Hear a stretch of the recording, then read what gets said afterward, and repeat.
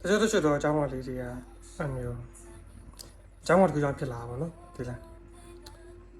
ကျွန်တော်လွန်ခဲ့တဲ့ရက်ပိုင်းတော့ကျွန်တော်အများကြီးကျွန်တော်စိတ်ညစ်စရာလေးကျွန်တော်ရှိရပဲဒီလားအချိန်မှာကျွန်တော်လည်းလွန်ခဲ့တဲ့ကျွန်တော်အကြောင်းသားပေါ်တော့ပေါ့နော်ငယ်ချင်းတယောက်ရှိပါပြောရတော့သူနဲ့တော်တော်လေးခင်ပါပြောရသူကျွန်တော်ဖုန်းဆက်ပြီးတော့ကျွန်တော်ပြောပြပါနော်သူပြောစကားလေးကျွန်တော်အရင်တဘောကြာဘာလဲဆိုပြပြခဲ့တဲ့ပြပြတိုင်းပါကျောင်းမှာတကူတော့ရှိမှာပဲတဲ့သူကပြောပြပါနော်အဲ့စကားလေးရတော့တကယ်တဘောကြာဘာလဲဆိုဥမာပြန်တွင်းပြရင်တော့ဆိုလို့ရှိရင်ကျွန်တော်လောက်တစ်ခုကျွန်တော်ရှာလည်းပဲထားပါဦးမနော်ထားလို့ဥပမာအဲ့လောက်ခုကကျွန်တော်မခံဘူးဗျာထားပါတော့နော်ခံလားစားလေးနေဒါပေမဲ့ကျွန်တော်ကလည်းလိုရချင်တယ်ဆိုတဲ့အတွက်ကြောင့်မို့လို့ကျွန်တော်ကလည်းမျိုးကျွန်တော်လည်း offer လုပ်တာပေါ့နော်ပြောရအောင်နော်ငါးပါးပိုင်လုပ်ပေးနိုင်တယ်ဘာညာပေါ့အဲ့လိုမျိုးပေါ့နော်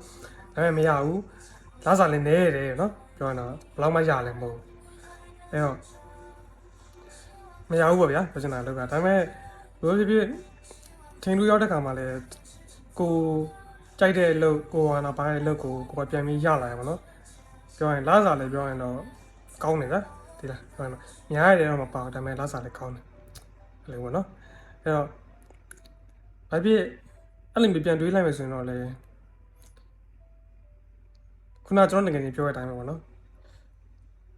တခုဖြစ်သွားတဲ့အရာတိုင်းမှာကျွန်တော်တို့ကအကြောင်းအရာတစ်ခုတော့အများရှိမှာပဲပြောချင်တာအဲ့အကြောင်းအရာဒီမမြင်ရဘူးပေါ့ဗျာဒီလားအဲ့လိုမျိုးမမြင်ရဘူးပေါ့နော်ဒါ positive တွေးရလို့လည်းမဟုတ်ပြန်ဘူးပေါ့နော်ဒါပေမဲ့ပြောရမယ်အဲ့လိုမျိုးတွေးဘူးဆိုရင်လည်းကိုကဒီတိုင်းညစ်နေမှာပဲရှိရလေတင်မလားအဲ့မျိုးပေါ့ဒီလိုမျိုးတွေးမှာပဲဒီတိုင်းနိုင်တာရှိမှာပဲလေ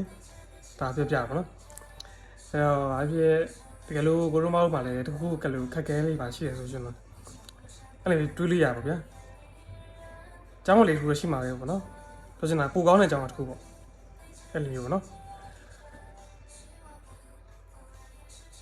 အဲ့လေးပြပြပေးချင်တာပါကျွန်တော်တို့ကဘွားမှာခါကြောက်လဲ